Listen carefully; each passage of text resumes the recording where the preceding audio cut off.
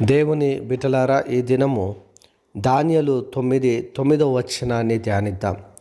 మేము మా దేవుడైన యెహోవాకు విరోధముగా తిరుగుబాటు చేసితిమి, అయితే ఆయన కృపా క్షమాపణలు గల దేవుడై ఉన్నాడు. దేవునికి మహిమ కలుగునుగాక. దానియేలు దేవుని సన్నిధిలో ఉపవాసం ఉండి ఆయన ప్రార్థన చేస్తూ ఉన్నాడు. దేవుని బిడ్డలారా, మరి ఆయన తాను చేసిన తప్పులను, తాను తన యొక్క వంశము ఇజ్రాయేలులు చేసిన తప్పులను దేవుని సన్నిధిలో ఒప్పుకుంటూ మరి బానిసత్వం నుండి విడిపించు ప్రభువా అని వేడుకుంటూ ఉన్నాడు. దేవుని బిడ్డలారా, ఆ క్రమంలో ఆయన ఒప్పుకుంటున్న సత్యం ఏంటంటే, మేము మా దేవుడైన యెహోవాకు తిరుగుబాటు చేసితిమి.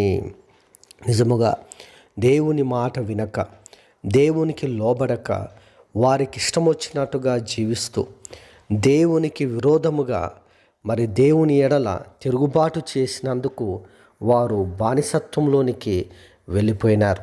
దేవుని బిడ్డలారా, దేవుడు వారిని వేరే దేశమునకు అప్పగించినట్టుగా మనం చూస్తూ ఉన్నాం. కాబట్టి దానియేలు వారందరూ విడిపింపబడాలని ఉపవాసం ఉండి వారి తప్పులను, వారి పాపములను, దేవుని దగ్గర వారి తిరుగుబాటును ఒప్పుకుంటూ ఉన్నాడు. నిజముగా మనము ఎంత తిరుగుబాటు చేసినప్పటికీ, దేవుని బిడ్డలారా, మనము పాపం చేసినప్పటికీ దేవుడు క్షమించే దేవుడై ఉన్నాడు. ఆయన సన్నిధికి వచ్చి యథార్థముగా మనం ప్రార్థన చేసినప్పుడు, ఆయన సన్నిధికి వచ్చి మనము దేవుని సన్నిధిలో, ప్రభువా మా పాపములు, మా తప్పిదములను క్షమించు, మా తిరుగుబాటును క్షమించు నాయన అంటే, ఆయన ఎంత కృప కలిగిన వాడంటే, ప్రేమతో మన పాపములను క్షమించి తిరిగి మనల్ని కనికరిస్తాడు. దేవుని బిడ్డలారా, తిరిగి దేవుడు ఇజ్రాయెల్ని క్షమించి వారిని తిరిగి స్వదేశమునకు నడిపించినట్లుగా దేవుని వాక్యము సెలవిస్తూ ఉంది. కాబట్టి దేవుడు క్షమించే దేవుడని వాక్యములో మనం చూస్తూ ఉన్నాం. మన పాపములు ఒప్పుకొని ఎడల ఆయన నమ్మదగిన వాడును, నీతిమంతుడు గనక మన పాపములను క్షమించునని వాక్యము సెలవిస్తూ ఉంది.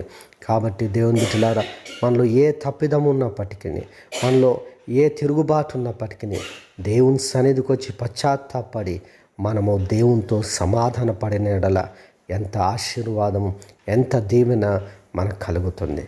అట్టి కృప దేవుడు మనకు అనుగ్రహించునుగాక. ఆమేన్, ఆమేన్, ఆమేన్.